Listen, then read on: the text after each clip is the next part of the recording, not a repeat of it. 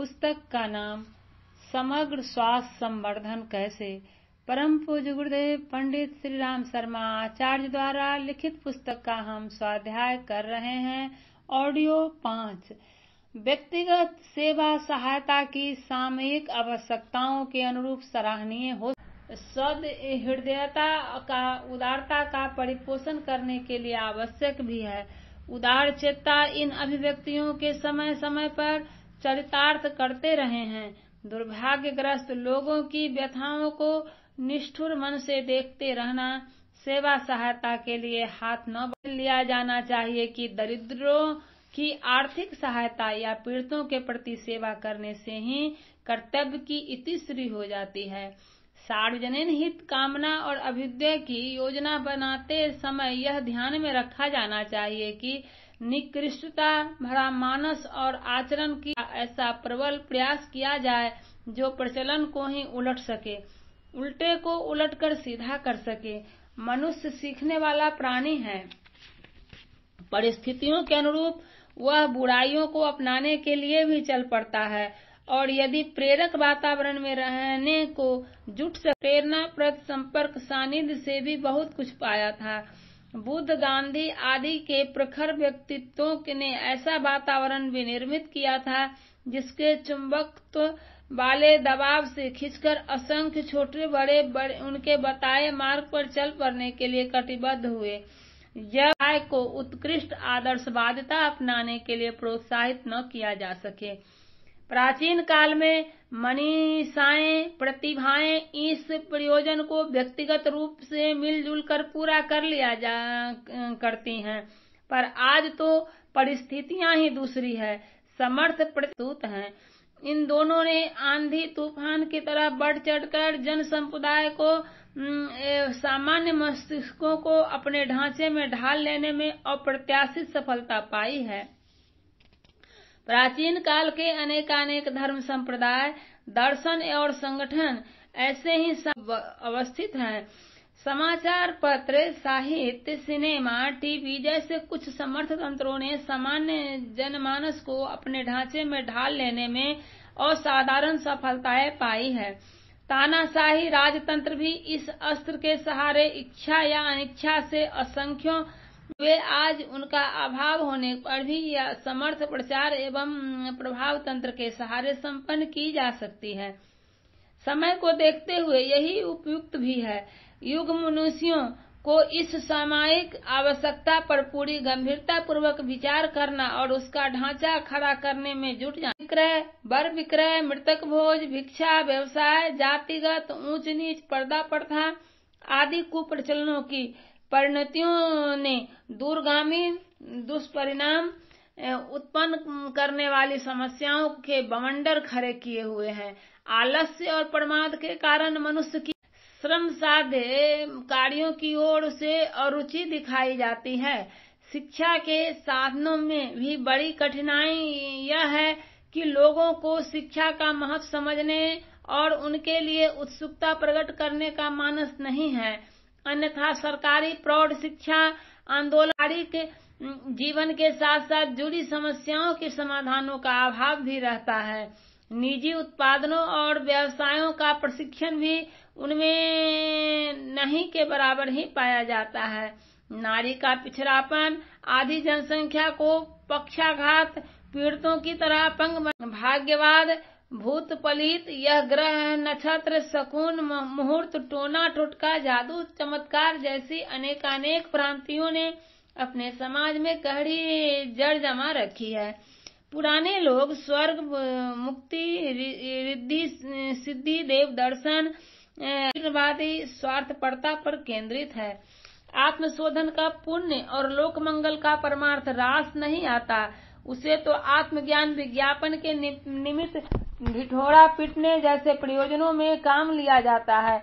इसके आधार पर लोग सम्मान अर्जित करने और उसका प्रकौती होगी और चित्र विचित्र अनाचारों के उभरने की संभावना बढ़ती रहेगी। खाद्य पदार्थों में मिलावट से लेकर रिश्वतखोरी अनेक तक के अनेकानेक अवांछनीय प्रचलन इसी कारण बढ़े हैं।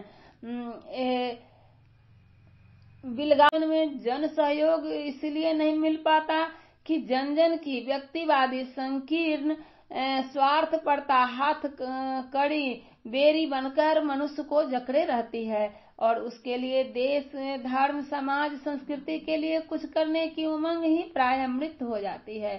संक्षेप करने की आवश्यकता है। साथ ही नंदनवन, चंदनवन जैसे सत्प्रवृत्तियों के अभिनव उद्यानों का आरोपण, अभिवर्धन भी उतना ही आवश्यक है। इन सब के लिए समुद्र पर सेतु बांधने जैसे प्रयत्न उदारचेता दूरदर्शियों को मिलजुल कर करने होंगे। मिल सके जो करने की योजना बनाई है उसका सही व्यक्तियों द्वारा सही तरीकों से सदुपयोग कर सकना संभव है। अभिष्ट वातावरण बनाने के लिए ऐसे प्रचारात्मक योजनाओं को छोटे या बड़े रूप में क्रियान्वित करना होगा जो लोक चिंतन को साहस पूर्वक दौड़ पड़ने वाली मछली की तरह अपना मार्ग, अपना पौरुष के आधार पर स्वयं भी निर्मित कर सके। भले बुरे प्रचार में साहित्य का, कला का, वाणी का, संपर्क, परामर्श का, प्रेरक प्रदर्शनी का सरंजाम जुटाना पड़ता है। यही समय को युग धर्म पहचानने के लिए समस्त प्रतिबंधों को तोड़ते हुए सहमत किया जा सके। इस प्रयोजन के लिए एक छोटा प्रयत्न शांति कुंज द्वारा किया जा रहा है। आवश्यकता की बात है कि समर्थ व्यक्ति इन्हीं प्रयासों को अपने ढंग से बड़े रूप में कार्यान्वित करने की योजना को हाथ में लिए जाने का आवश्यकता है। इमारत को गिराना में थोड़े से ही प्रयत्नों से काम चल जाता है, पर यदि उसे नए सिरे से भी निर्मित करना हो तो अत्यधिक साधनों की, कुशल श्रमिकों की, इंजीनियरों की आवश्यकता होती है। पर उन्हें मिलजुल कर ऐसे प्रबल प्रयत्न करने पड़ेंगे जो वातावरण के उल्टे प्रवाह को उलटकर सीधा कर सकें। परिवार परिकर की स्वस्थता,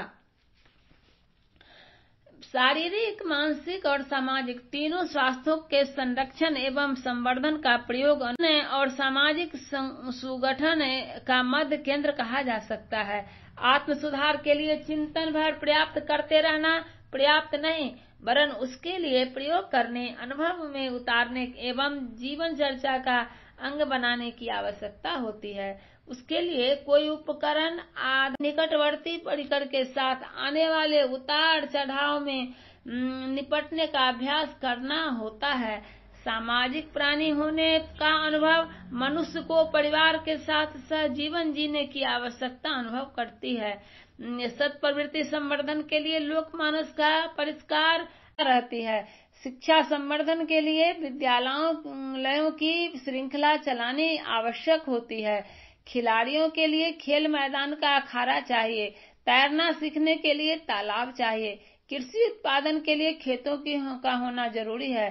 संगीत शिक्षा में वाद्य यंत्रों का सहारा लिए जीवन में गतिविधियों का, सत्प्रवृत्तियों का प्रचलन किया जाना। यह दोनों ही प्रयास ऐसे हैं जिनमें हर भावनाशील विचारवान का उत्साह और प्रयास किसी न किसी रूप में नियोजन रहना ही चाहिए। स्वल्प सामर्थ्य वाले भले ही तो निश्चित रूप से चाहिए, उसे आपत्तिकालीन आवश्यकता के युग धर्म के निर्वाह की तरह प्रमुखता और प्राथमिकता मिलनी चाहिए। अधिक सामर्थ्यवान इन्हीं प्रयासों के बड़े रूप में बड़े साधनों के साथ बड़े क्षेत्र में कार्यान्वित कर सकते हैं। छोटी गिलहरी के बालों में बालू भरकर समुद्र पाटने के प्रयास से रामदल की सहायता करने जैसा स्वल्प ही क्यों न हो। केवट की भावना भगवान तक को गंगा पार उतारने के श्रेय संपादित हो चुकी है।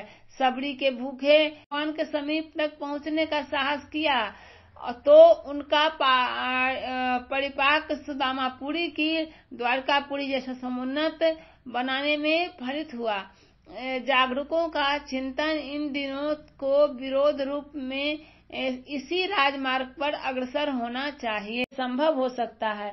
यही वह दूरी है जिसे व्यक्ति सही बनाया और रखा जा सके, जो संबंध दोनों ही पहिए अपने राह पर द्रुत गति से लुढ़कते रह सकते हैं। परिवार को सुनियोजित बनाया जा सके और उसकी परिणति सर्व से प्रभावित होने का सुयोग हस्तगत हो सकता है। आमतौर पर परिवार वंश के आधार पर बनते हैं और कुटुंब कहलाते हैं। विवाह के उपरांत एक नए परिवार के निर्माण का शुभारंभ होता है, पर इससे पूर्व जो भी लोग इस परिकर के साथ जुड़े रहा है, उनके साथ जुड़े रहकर लाभ उठाने की सुविधा का कृतज्ञता पूर्वक ऋण चुकाना पड़ता है। भले ही कोई वयस्क अपना विवाह न करे, भले ही नया कुटुंब बढ़ाने की उतावली न करे, पर जो पहले से ही विद्यमान है उनके साथ तो अपने दायित्वों गृह संचालक चलाते रहते हैं। इसी में उनके समूचे प्रयास खप जाते हैं। किन्हीं बिरलों का ही ध्यान इस ओर जाता है कि परिवार संस्था यदि शालीनता के आधार पर सुनियोजित ढंग से चले तो वह नर रत्नों की खदान भी बन सकती है। इस परिवार है। इसके विपरीत अनगढ़ परिवारों में के कसैले विसैले वातावरण भी, जिन्हें भी पलने सीखने का अवसर मिला है, वे सदा मात्र अनर्थ ही करते रहते हैं। दुर्गुणों, दुर्भावों, दुर्व्यसनों और कुकृत्यों में लगे हुए लोग तक पहुंचने वाले कारणों को यदि तलाश किया जाए तो उसमें प्रमुखता यही सामने आती है कि परिवार में उन्हें वह वातावरण नहीं मिला। जो मिलता तो वह सभ्य, सुसंस्कृत, शालीन